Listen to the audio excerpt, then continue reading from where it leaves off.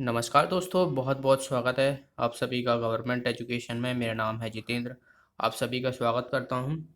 दोस्तों, आज की इस वीडियो में हम मध्य प्रदेश जेल पहरी में जो इंग्लिश पूछी जाएगी और उसमें कौन कौन से महत्वपूर्ण टॉपिक हैं जिनको आपको पढ़ना है और आप 20 में से 20 नंबर कैसे ला सकते हो, इसकी स्ट्रेटेजी हम देखेंगे इस वीडियो में। कोई 20 में से 20 नंबर लाना कोई बड़ी बात नहीं है।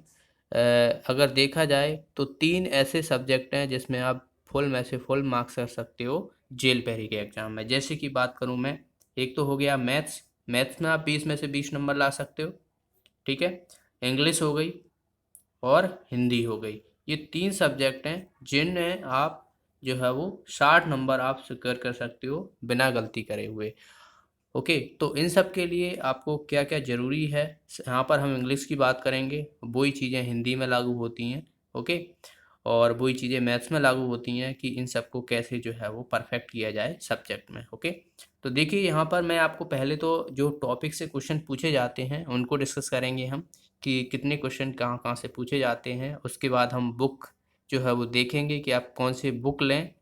ओके, और क्या आप कितना आप इस सब्जेक्ट को समय देते हो, प्रैक्टिस करते हो, तो उस पे भी डिपेंड करता है।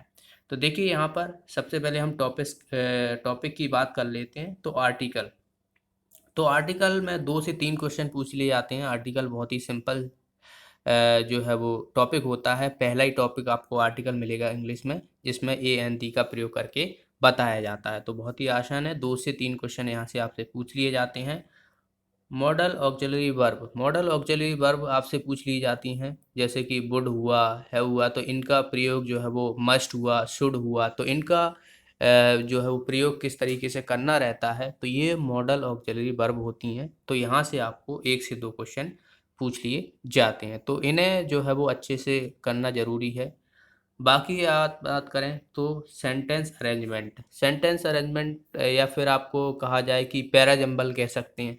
तो उसमें क्या है, आपको 3 से 4 जो है वो सेंटेंस दे दिए जाएंगे, उसको आपको अरेंजमेंट करना है। यानी पूरा जो है वो एक सेंटेंस की तरह जो है वो मीनिंग वाइज आपको बनाना है कि पहला कौन सा आना है, दूसरा कौन सा आना है। तो इससे आपसे एक क्वेश्चन पूछा जाता है जेल पैरी में। ओके, पंचुएटेड, ये इसको अगर हम देखें तो विराम चिन्ह, इससे एक क्वेश्चन पूछा गया है। तो विराम चिन्ह मतलब आपको सेंटेंस दिए जाएंगे 4 ऑप्शन में, जो है वो 4 सेंटेंस रहेंगे, एक ही सेंटेंस रहेंगे, लेकिन उसमें क्या दिया जाएगा कि उसमें साइन दिए रहेंगे कि कहाँ पर कौन सा जो है वो आपको विराम लगाना है, फुल स्टॉप लगाना है, एपस्ट्रॉफी लगाना है। तो ये सब चीज़ें जो है वो वहाँ पर जो है वो दी होंगी, और उसमें से जो है वो करेक्ट सेंटेंस कौन सा है वो मैं वहाँ पर सही करना है। ओके, तो इससे एक क्वेश्चन पूछा जा गया। कंजंक्शन की अगर हम बात करें तो कंजंक्शन बहुत ही आसान सा टॉपिक होता है। कंजंक्शन में आपको थो, ये सब और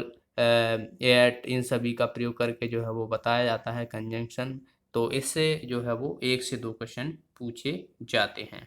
आगे बात करें तो सिनोनिम एंटोनिम्स, इससे एक क्वेश्चन पूछ लिया जाता है जिसमें आपको एक सेंटेंस दे दिया जाएगा और उसमें एक हाईलाइट करके नई वर्ड दे दिया जाएगा, और उसका जो है वो सिनोनिम्स पूछा जा सकता है या एंटोनिम्स पूछा जा सकता है। तो इससे आप मान सकते हो 1 से 2 क्वेश्चन जो है वो इससे पूछ लिए जाते हैं।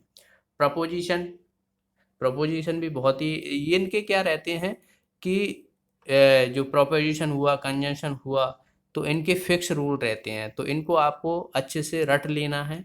ओके, जैसे कि प्रपोजिशन है तो ऑफ का प्रयोग कहाँ होगा, एट का प्रयोग कहाँ होगा, फ्रॉम का प्रयोग कहाँ होगा, तो सिंस का प्रयोग कहाँ होगा। तो ये सब प्रपोजिशन होते हैं जिनका प्रयोग करके आपको सेंटेंस में, ये आपको फिल इन द ब्लैंक्स में दे दिया जाएगा। एक सेंटेंस दे दिया जाएगा जिसमें फिल इन द ब्लैंक्स दे दिया जाएगा, रिक्त स्थान दे दिया जाएगा, और उसमें आपसे जो है वो प्रोपोजिशन का प्रयोग करके बताना है।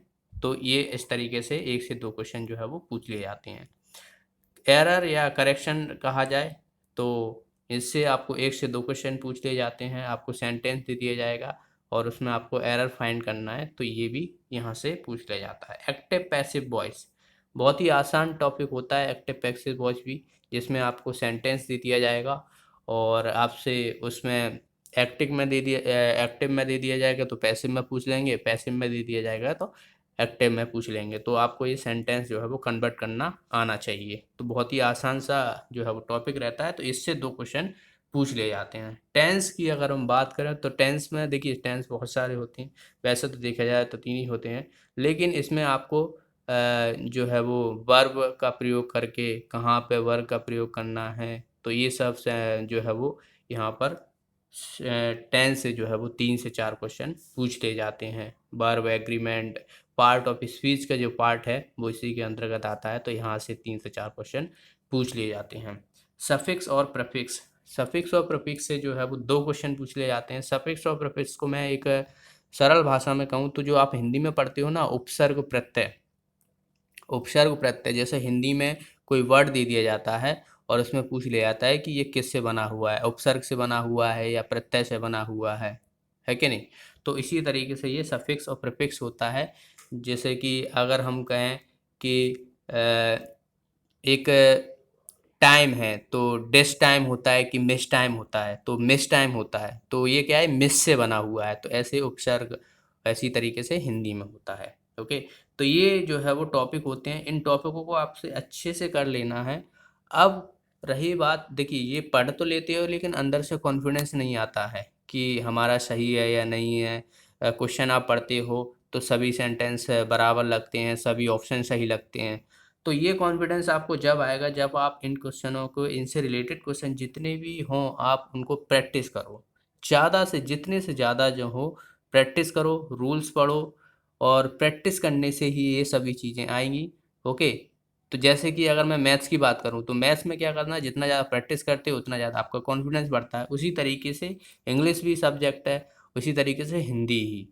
तो इनको क्या है, एक आप ये इंग्लिश लैंग्वेज है ना कि एक, अगर देखा जाए तो सब्जेक्ट है। अगर मैं भाषा में कहूँ कि इंग्लिश सब्जेक्ट नहीं है, लैंग्वेज है जिसे आपको सीखना रहेगा। ठीक है, पढ़ना नहीं है, सीखना है इन सब चीज़ों को।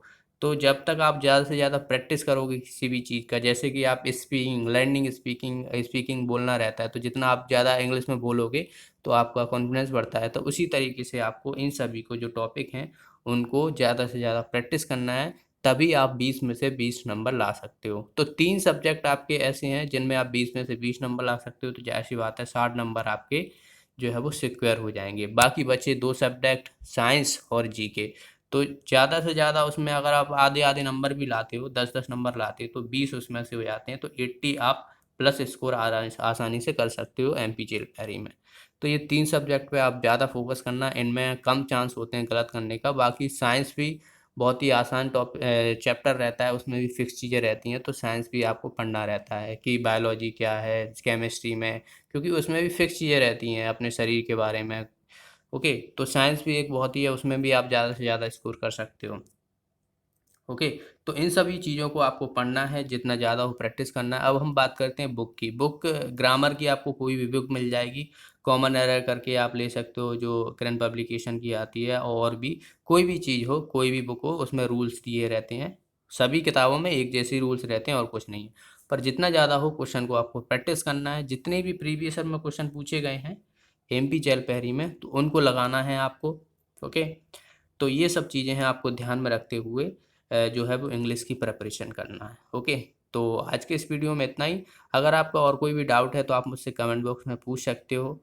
तो आज के इस वीडियो में इतना ही। आई होप आपके सारे डाउट क्लियर हो गए होंगे कि जिन लोगों को इंग्लिश में डर लगता होगा, तो यहाँ से आपको ये टॉपिक कवर करना है और क्वेश्चन प्रैक्टिस करना है। ओके, तो आज के इस वीडियो में इतना ही। मिलते हैं अगली वीडियो में। Thanks for watching the video. Have a nice day.